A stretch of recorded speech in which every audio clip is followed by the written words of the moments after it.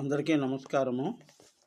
కాలము పంచాంగం అనే శీర్షికలో 24వ తేదీ 11వ నెల 25వ సంవత్సరం యొక్క పంచాంగాన్ని తెలియజేస్తున్నాము. మార్గశిర మాసం 3వ రోజు. ఇక్కడ చవితి రాత్రి 8 గంటల 8 నిమిషాల దాకా ఉంది. పూర్వాషాఢ నక్షత్రం 7 గంటల 40 నిమిషాల దాకా ఉంది. వర్జము తెల్లవారుజామున 4:08 నిమిషాలకైతే 5:50 నిమిషాల దాకా ఉంది.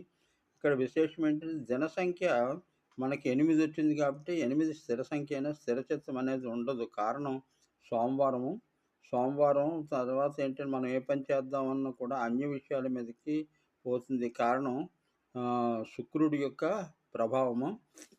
ముఖ్యంగా పూర్వాషాఢ నక్షత్రం ఈరోజు ఉన్నప్పటికీ కూడా వాళ్ళ నక్షత్రానికి అష్టమాధిపతి శుక్రుడు కాబట్టి